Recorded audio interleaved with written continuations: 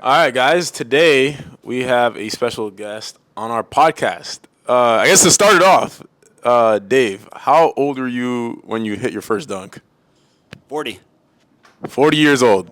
40 years old. Yeah. So that is why we have him on here. Oh yeah, how tall? 5'9". At Yeah. best. And shrinking. So he hit his first dunk at 40 years old and 5'9", and that is really freaking rare.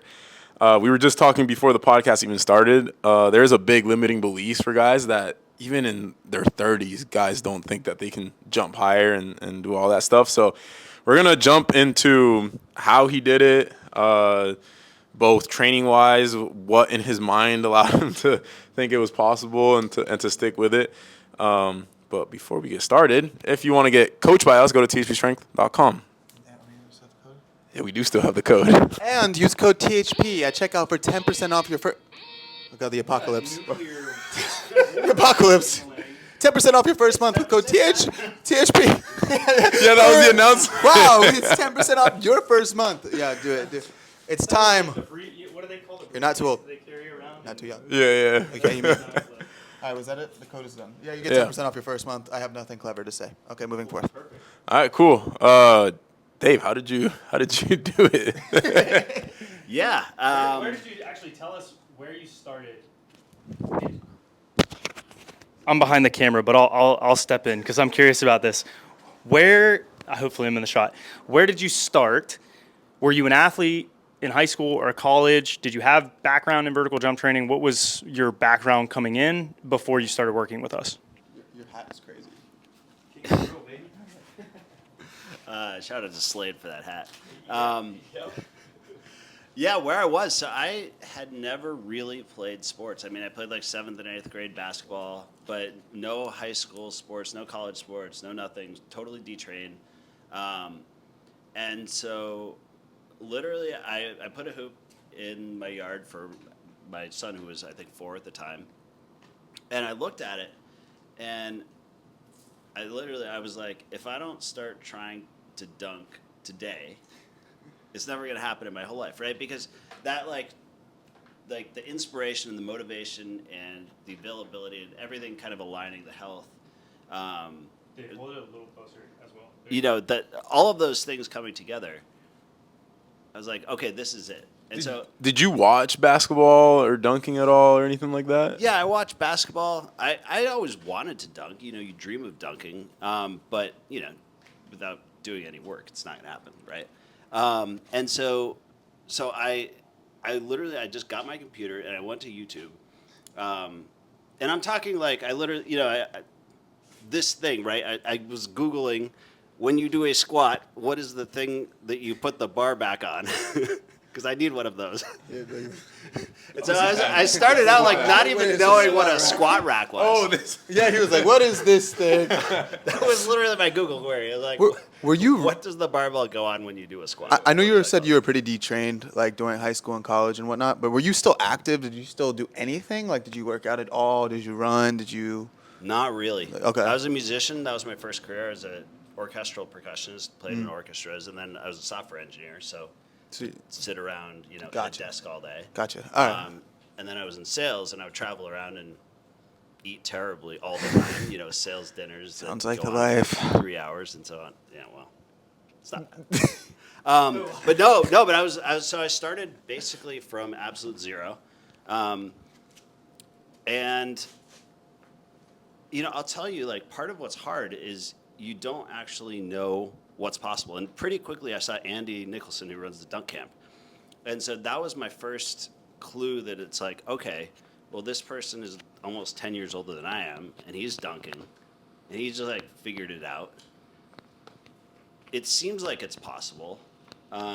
People think that you can't do it, but here's this person who's doing it. And so, you know, I just kind of wanted to see, you know, I like doing hard stuff, and I wanted to see if it was possible for me. But it is hard to do when you don't know for sure that it can actually be done. That makes sense. Yeah. And so how old were you at this time, and what year was it? So when you looked at the hoop? I was 39. 39 years old. This would have been 2021. And it took me about, think of the time frame, I think about a year, because it was Dunk Camp 2022 that I got my first dunk. So Wow. That's awesome. thanks. Yeah, I guess like looking back, that was kind of crazy. You said that, and I was like, yeah, I guess a year is I like. thought I offended you for a second. You like looked at me and was like, oh, what did I say? No, that's actually that's What height was that rim? The first dunk you got, that was 9 3/4. 9 3/4. Yeah. Wait, oh, actually, could I interject? That's actually one of my favorite stories is because you weren't training with us yet. And I remember you were trying to get your first dunk at dunk camp, and you asked each of us separately for different tips. And we helped you collectively without knowing we were helping you. And then you got your first dunk. And I remember watching you go up, and I was like, dude, just don't even try one hand. Like, just go two hands on the lob, and you're going to dunk it. And you were like, what? And I was like, just do it. Like, trust me. And I wouldn't recommend that for most. Yeah. Absolutely. He was going one-handers, and I was like, wait a second. Like, I just had this, like, hunch, and I was like, I would never recommend that for anyone else, but, like, the way you were jumping and, like, I don't know, the angles and stuff, I was like, go two hands. Like, you got it. And then you got your first dunk, and that was, like, the most hype moment ever. If you haven't seen that, like, I don't even know if you can, like, yeah, we're probably not going to edit it, but, yeah, that was crazy. But I just... His Instagram. Old man dunks at Old Man Old Man. Dunks. Yeah, it's on there. It's like a crazy awesome video. But it was interesting because he came to each of us separately at dunk camp, and just like he got his first dunk. It was probably the most hype moment I've ever seen. Yeah, Austin told me to dunk with two hands. Isaiah taught me how to do the approach. John fixed my Achilles.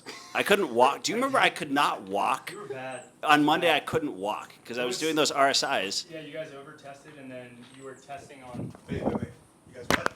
You over what? He was over jumping, over tested on day one, and then we did ISOs. I think that was it. Got to day 4, and you were testing your vertical, and you were like at 10. You touched. Was it 10-6? 10-6, and you're yeah, like, and I was like, oh, you're ready. I was like, you're good. I was like, if you're touching 10-6, I was like, you're ready to dunk. And then, yeah, you went over there, and then like, I think I was still running the testing, and then I looked over, and everyone got hype, and I was like, oh my god, he really just dunked for the first time at 40 years old. That's insane. Yeah, the reaction was the best. Like just like in general, just like on the ground, you were just like, and everyone was around you, and you're just like screaming. Like that was amazing. I loved it. That was my favorite moment of dunk The camp. best thing about dunking that nobody ever talks about is like, yes, it's dunking, but it's also like the split second between when you catch the ball. And this is an extreme case, right? Because I waited 40 years to do this. But literally, I caught the ball, and there were, like, time slowed down, and I was like, oh my god, Oh, is that I'm your friend? actually gonna do it. Like, Is that your friend? yeah. Oh, okay. Yeah, Okay. yeah. No, that's awesome. Wait, did you have any other? What was the next question? I'm sorry, I kind of got us sidetracked. Yeah. So, what did you do in that first year of training? And then, how much higher did you jump after that? And how did your training change after that as well? You include your starting point, like you said, it was 9.6 touch. Yeah, so I think one thing that I did well is I did jump regularly, right? I jumped once or twice a week for that first year for sure. And I think that that's the thing that more than anything, before I started with THP, I was doing the body weight plyos, whatever stuff you find on the internet. But the main thing was I was regularly jumping, figuring out my plant, like figuring out, sort of the approach and some of the jump technique. Yeah. And that's the thing that I think helped most from the very beginning. That I think when I see a lot of people who are trying to like get started, they'll hit the weight room, but the thing that they're not doing is how do you just be really rigorous about making sure that you jump every single week without exception. Yeah, no, that's huge. Again, before the podcast, we were talking, and I was saying you were asking me why your standing vert isn't changing, and then I asked Dave, I was like, how much are you doing standing? Because his relative strength went up like crazy, and then you said you haven't been doing standing jumps a lot, and then I said that's like doing a weight training program and not jumping, not doing a full approach session. So that's like, if you're not doing that, like add that in. For some reason, mine hasn't gone up in like 5 years because I don't practice it ever, except when I warm up. Yeah. So that's huge. And as far as weight room work, what did you do that first year? Not much. It was pretty like haphazard, some squats, but without the technique and without like knowing. I had also had back surgery. This is back in 2013, so I had a microdiscectomy, L4, L5. So also it was like the combination of like, one, not really knowing what I'm doing, and then two, being worried about my back. And again, having never done this before.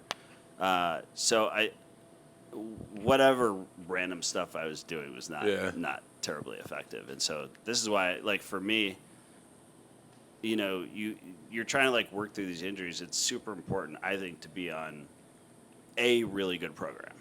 Whether it's THP or something else, but like be on a program that tells you what to do. That has, it's like, okay, if you're injured, this is how you kind of how you measure. If your pain is 3 out of 10, take it down, and you kind of get these guidelines, because that's really what you need, I think.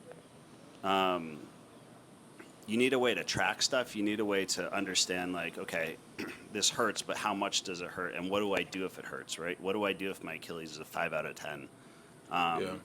That, I think, is the hardest thing. And it's the stuff that you miss when you're just like, oh, I want to take one exercise from here and one exercise from here and one exercise from here. Like, your injuries happen, especially when you get older. Like, I have hip issues, my Achilles, I have heart inflammation. So it's like you have to kind of manage around these things, which is totally doable, but you need the whole program. Otherwise, you miss the sort of like wellness component, which if that stuff is not right, it doesn't matter how much kind of time and effort you put in the weight room. You're not going to be able to jump high. It's funny you say that because I was literally just telling John the big thing that I think THP has that other things don't is like we've trained elite dunkers for years now, right? And with that, we know what guys can or can't handle. There was a dunker who, I'm not gonna say names, but he went through a crazy injury, right? I think it was a tendon rupture or something like that. And literally like 3 months ago, he had started working with a coach, and he was doing the most intense training I've like ever seen. Stuff that we do, like that we like to do at THP. Very similar, actually. Yeah. Fairly similar. Yeah. So he was doing all this stuff, but he was jumping and dunking on the same day, right? In conjunction with that. We have not seen any elite dunker be able to handle that for a sustainable period of time. Yeah. Like nobody. And how do we know that? Is because there used to be dunking and jumping on the same day, right? Because the one thing when John first started working with me, he was like, "What would happen if a dunker trained like a track athlete, right?" And my performance increase was born out of that. But through that process, we learned so much. The thing that's different from other sports and disciplines and dunking is that guys are very addicted to dunking. You won't really see a guy go, "Hey, let's go out triple jump with the boys for 3 hours." Yeah. You don't see that very frequently, right? I think high jump is a little different. I've heard stories of guys that go out and like high jump and stuff, but other sports too, because you have to organize things. Yeah. Soccer, you have to rent a field. You have to organize, organize the whole thing. There's like apps for that. I have some friends that play soccer, and they like have to rent a field out. Football, same thing. Where are you gonna find 20-something people to play a game of football? But at basketball and dunking, you walk into any local gym. Dunking, you're gonna be by yourself. It's like one of the hardest things to manage. Like you're not gonna go play hockey for fun. Like you're not gonna. And then add that to the fact that I think it's the one thing in sports that gives you the most dopamine out of anything. Like dunking feels way better than, in my opinion. Every time. Yeah. It's like a hole in one. I mean, maybe a hole in one. Yeah. Like something similar because Right. we've been going to Top Golf a lot, and Hunter, a THP athlete, had a golf simulator, but. A similar feeling is like in baseball when you hit a ball like perfectly, or like golf when you get that perfect swing. But then dunking is that on steroids. You can get so many out. Yeah, listen to how Gronk talks about dunking. It's like it's way better than scoring. So it's definitely like you need a program that takes. So not just that, right? Not just that dunking is so fun and so much dopamine and all that. But it's like one of the highest output activities. Like your max effort, max approach. It lasts a split second, and it gives a lot of wear and tear into the body. So you need to have a program that manages that stuff. Anybody can make a program, high specificity, that super intense. That's going to make an athlete better. But can you keep them healthy, and can you keep progressing them in the long run? It's a completely different animal. Yeah, I mean, I think the thing that I didn't realize, like when I was on like kind of like hopping around between YouTube exercises or whatever, right? It's that, first, like being totally detrained, right? You increase your vert really quickly in the beginning, and then it becomes really, really, really hard. Every inch or, you get an inch or two a year, right? Yeah. And so you can't, and your fluctuation in performance might be 3 or 4 inches depending on how you're feeling, how hard you've been training. And so if your vert is, over time, if you could draw the line, you would see it. But from week to week, it goes up and down. And so I think the hardest thing is to understand whether you're making progress or not. And so that's where I think being on a program is really good, because it's like I can see in the weight room what's happening. And so I know that eventually I'll have the output. Yeah. And so that's what keeps me motivated, is like, the consistency of like, okay, the last cycle, my max back squat was X, and now it's X plus 30. Yeah. Like, I know that I'm making progress that you don't get if you don't have these, you don't have these cycles, and you don't have the sort of repeatability of, okay, I can see the gains before the gains, kind of. I can see the gains before the gain. What? Oh, no. If that, it was, I didn't have one. Oh, you didn't have anything? Yeah, take it from. Oh no, I was actually gonna ask this. Especially getting a first dunk so much later, it's like against all odds type of thing. It's a rare thing. I guess, how did you build the confidence to consistently have sessions and consistently try to improve? Go off the dribble, like just have that confidence in yourself after not being able to dunk for 40 years. That's what I'm curious. Just like the mental aspect. Like, how do you approach it mentally? Yeah, I mean, I think like part of it is you want to see what's possible, right? Like, nobody wants to think like, okay, I am now as good as I'm ever going to be in life, and I'm just going to get worse from here, right? So part of it, you're motivated by like not thinking that you're washed up, right? So you don't actually want to believe that, and so you want to believe the opposite of that, which is you can get better.